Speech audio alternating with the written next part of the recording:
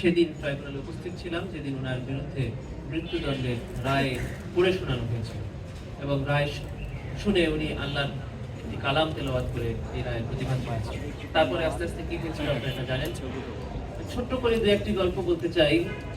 ওনাকে যেদিন প্রথম এই ধানমন্ডি সেফ হাউসে ওনাকে জিজ্ঞাসাবাদের জন্য আনা হলো, তখন আমরা সকলেই সেই সেফ হাউসের বাইরে উপস্থিত ছিলাম। মোমেন ভাই ছিলেন, রহমান ভাই ছিলেন, সকলেই ছিলাম। ওনাকে একটি অফারই করা হয়েছিল তখন সরকারের পক্ষে, সেটি হলো আপনি স্বীকার করেন যে আপনি এই অপরাধের সাথে জড়িত এবং আপনার সাথে যারা আছে তারা সকলেই এই অপরাধের সাথে জড়িত। উনি দ্ব্যর্থহীন ভাষায় এটাকে অস্বীকৃতি জ্ঞাপন করেছিলেন যে আমি একটি মিথ্যা আমার মুখ থেকে বের হবে না এবং যে অভিযোগ আমার বিরুদ্ধে আনা হয়েছে এগুলো সম্পূর্ণ অসত্য। এই কথাটি কেন বলছি সেটা হলো যে ইনভেস্টিগেশন এজেন্সি বা প্রসিকিউশনের পক্ষ থেকে সবসময় চেষ্টা করা হয় যে অপরাধের সাথে যারা জড়িত তাদের পক্ষ থেকে এই অপরাধটাকে স্বীকার করানো। এটা হলো ক্রিমিনাল জুরিসপ্রুডেন্সের সবচেয়ে বড় এভিডেন্স, যেটা আমরা প্রসিকিউশনে আসার পরেও এটা আমরা চেষ্টা করেছি। এটা সাধারণত প্রসিকিউশনের পক্ষ থেকে এই অফারটা আসে, ইনভেস্টিগেশন এজেন্সির পক্ষ থেকে অফারটা আসে এবং আসামিরা এটি যদি সত্য হয়, উনি মনে করেন যে হ্যাঁ এই অপরাধটা সংঘটিত হয়েছে, উনি তার অপরাধের কারণে অনুতপ্ত, তখন উনি এটা স্বীকার করেন। আল্লামা দেলোয়ার হোসেন সাঈদী এই অপরাধের সাথে জড়িত ছিলেন না বলেই তিনি অস্বীকার করেছেন। আপনারা দুটি ঘটনাকে কম্পেয়ার করেন। খুব রিসেন্টলি ঘটে যাওয়া জুলাই গণঅভ্যুত্থানে যে মানবতা বিরোধী অপরাধ সংঘটিত হয়েছে, সেই ঘটনায় একজন আসামি শেখ হাসিনার মৃত্যুদণ্ড হয়েছে। সেই মামলার সাথে আপনারা যদি আল্লামা দেলোয়ার হোসেন সাঈদী সাহেবের মামলার তুলনা করেন, দেখেন একজনের মৃত্যুদণ্ড হওয়ার পরে সমগ্র দেশবাসী খুশি হয়েছে এবং তার দলীয় নেতাকর্মীরা সেদিন চুপসে গেছে। আরেকজনের মৃত্যুদণ্ডের রায় শোনার সাথে সাথে মানুষ অকাতরে প্রাণ বিলিয়ে দিয়েছেন রাস্তায়, যে কিছু তো করতে পারবো না, অন্তত নিজের জীবনটা দিয়ে দিন।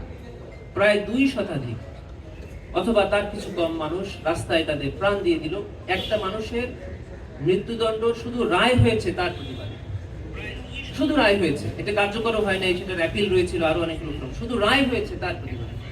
কতটুকু জনপ্রিয়, কতটুকু অবিচার হয়েছিল মর্মে মানুষের কাছে প্রতীয়মান হয়েছে।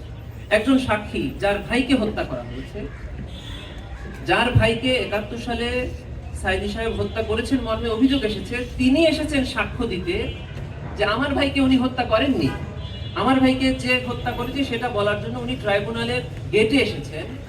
সেখান থেকে তাকে কিডন্যাপ করে নিয়ে যাওয়া হলো, ডিফেন্স টিমের গাড়ির মধ্য থেকে কিডন্যাপ করে নিয়ে যাওয়া হলো। সেখানে সিসি ক্যামেরা ছিল, তখন কোর্ট চলমান, এজলাসে বিচারপতি বসা আছেন। এই সময়ে বিচারপতির কাছে গিয়ে বলা হলো যে আপনার কোর্ট প্রিমিসেসে, যেটা আপনার এখতিয়ারভুক্ত, সেখান থেকে এই মামলার একজন সাক্ষীকে কিডন্যাপ করে নিয়ে যাওয়া হয়েছে আইন শৃঙ্খলা বাহিনীর মাধ্যমে।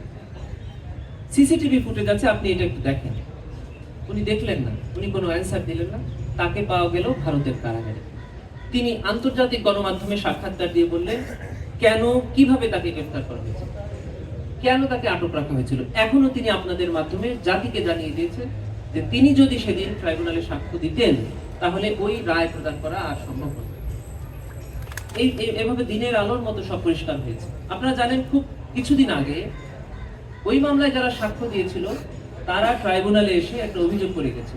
এই সুখরঞ্জন বালি, যাকে কিডন্যাপ করা হয়েছিল, গুম করা হয়েছিল, এটাও কিন্তু এক ধরনের মানবতা বিরোধী অপরাধ। তিনি এই মানবতা বিরোধী অপরাধের অভিযোগে ট্রাইব্যুনালে ওই বিচারপতি সহ যারা যারা এই অপরাধের সাথে জড়িত তাদের বিরুদ্ধে অভিযোগ দায়ের করে দিয়েছে, যা ট্রাইব্যুনালে এখনো তদন্তাধীন আছে এবং তদন্তে প্রাথমিক সত্যতা আমরা পেয়েছি ইতিমধ্যে। কারণ এটা সবাই জানেন যে তাকে কিডন্যাপ করা হয়েছে এবং ভারতের কারাগারে পাওয়া গিয়েছে। আর আমরা কি দেখলাম, শেখ হাসিনার মামলায় তারই সাথে একজন অপরাধী, যিনি অপরাধ করেছেন, তিনি স্বীকার করছেন যে কিভাবে এই অপরাধটা ডিজাইন করা হয়েছে, কিভাবে শেখ হাসিনার কাছ থেকে তিনি অপরাধ পেলেন এবং তিনি কিভাবে অপরাধে জড়িত হলেন। এবং সমস্ত সাক্ষী, ভিডিও ডকুমেন্ট, অডিও ডকুমেন্ট এটা ট্রাইব্যুনালের সামনে উপস্থাপন করা হয়েছে, সবাই সাক্ষ্য দিয়েছে।